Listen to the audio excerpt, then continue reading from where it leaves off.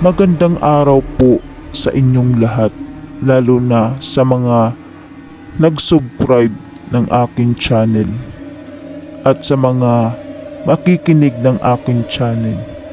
Noong una, hindi pansin ang maliit na punso na tumubo sa loob ng isang silid. Isang maliit na bunton ng lupa sa sulok ng kwarto. Parang alikabok lamang sa mga mata ng mga nakatira roon. Pero habang tumatagal, tila lumalaki ito ng lumalaki. May mga naglalakas loob na hukayin ito, ngunit bigla silang nagkakasakit, nanghihina at hindi makabangon. Ang mga tao'y nagsimulang mag-usap-usap at natakot na silang galawin pa ang punso. Naging paniniwala ng marami na mas mabuting pabayaan na lamang ito. Isang gabi, nagsimulang magkarinig ng mga kakaibang ingay ang mga naninirahan sa bahay. Mga bulong at tila, mga munting yabag na tila nagmumula sa kwarto kung saan naroon ang punso.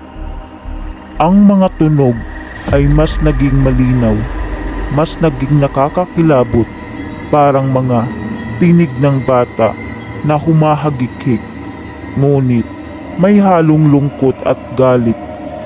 Hindi nila makita kung sino o ano ang pinagmumulan ng mga ito. Sa tuwing sisilipin nila ang kwarto, makikita nilang tahimik ito at tila wala namang kakaiba. Lumipas ang isang taon at ang punso ay patuloy na lumaki hanggang sa ito'y umabot na sa kisame ng ikalawang palapag.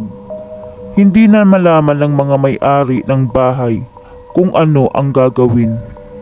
Tumawag sila ng albularyo at sinabi nito na ang punso ay tahanan ng mga engkanto at hindi sila natutuwa sa pag-aabala ng mga tao sa kanilang tahanan.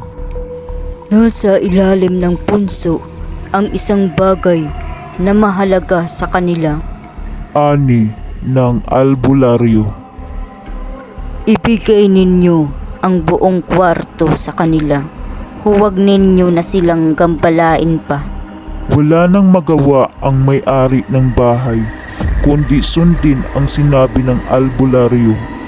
Iniwang bakante ang kwarto, inalak ang pinto at hindi na ito binuksan pa. Ngunit kahit sarado na ito, gabi-gabi pa rin nilang naririnig ang mga bulong at hagikik ng mga batang tila naglalaro o kaya'y umiiyak. Unti-unti ang buong bahay ay nagsimulang malamig at malamlam na parang may aninong sumasabay sa bawat galaw ng mga nakatira rito. Isang araw, napagdesisyonan ng pamilya na lumipat na lamang. Iniwan nila ang bahay, ngunit sa tuwing may lilipat na bagong tao, lagi na lamang silang nawawala o di kaya'y napapaalis. Hanggang sa ang bahay ay tinuring ng isang tahanan ng mga engkanto, nakatiwangwang, ngunit puno ng kasaysayan at kababalaghan. Nananatili itong isang paalala ng isang kwarto na ibinigay sa isang bagay na hindi nila maipaliwanag.